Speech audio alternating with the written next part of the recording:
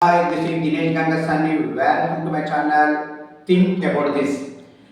గుంపు మీడియాకి మరియు ఎల్లో మీడియాకి నా ఛానల్ త్రూ నేను ఒక సీరియస్ హెచ్చరిక చేయదలుచుకున్నానండి.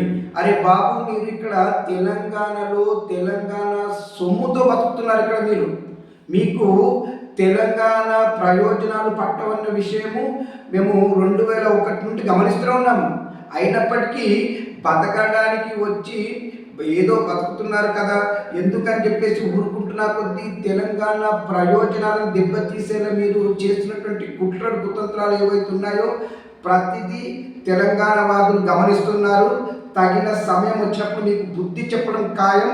ఇది గుర్తుపెట్టుకోండి అని చెప్తున్నాను. మరీ ముఖ్యంగా గుంపు మీడియా మరియు పచ్చ మీడియా, ఎల్లో మీడియాకి ఎందుకు ఈ మాట అంటున్నానంటే, ఇప్పుడు కూడా ఎట్లా తయారైందంటే మేడిగడ్డ మీద వీళ్ళ కుట్రను చూస్తుంటే మరీ ఘోరంగా ఉందండి.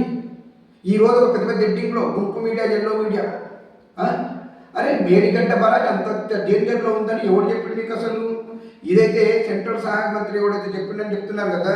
మరి ఇదే కేంద్ర ప్రభుత్వము మేడిగడ్డ వల్ల అంటే కాళేశ్వరం ప్రాజెక్టు వల్ల జరుగుతున్నటువంటి ప్రయోజనాల గురించి వివరించినప్పుడు మరి ఎందుకు రాయలేదు పెద్ద పెద్ద ఎడ్డింగ్స్ తోటి? అంతేకాకుండా ఇంకొక వాస్తవం చెప్పదలుచుకున్నానండి. ఇక్కడ ఏంటంటే వీళ్ళకు మేడిగడ్డ అనేది అంటే కాళేశ్వరం ప్రాజెక్ట్ అనేది ఒక కంటగింపుగా తయారైంది. కేసీఆర్ చేసినటువంటి ప్రతి పని వీళ్ళకు ఒక కంటగింపుగా తయారైంది. కేసీఆర్ని అనగదొక్కితే, బీఆర్ఎస్ని అనగదొక్కితే, తెలంగాణని అనగదొక్కుతాం అనుకున్నటువంటి వీళ్ళ భావన ఏదైతుందో, వీళ్ళ కుట్రలని ప్రతిదీ తెలంగాణ వాదులు గమనిస్తూనే ఉన్నారు. అరే ఎంతగా ఎడ్డింగ్స్ పెట్టి రాస్తారంటే మరి అంతలా రాస్తున్న వాళ్ళు మరి తెలంగాణ సోషియో ఎకనామీ పడిపోతుందని చెప్పేసి అదే కేంద్ర ప్రభుత్వం చెప్తుంది. మరి దాన్ని ఎందుకు రాయట్లేదు? కాగ్ రిపోర్ట్లు ఎందుకు బయట పెట్టట్లేదు? తెలంగాణకి ఎలా అన్యాయం జరుగుతుందో దాన్ని బయట పెట్టట్లేదు. ఏమి లేదు, ఎంతసేపు బీఆర్ఎస్ మీద, కేసీఆర్ మీద పడి ఏడవడమే ఇప్పుడున్నటువంటి కాంగ్రెస్ ప్రభుత్వానికి తెలుసు.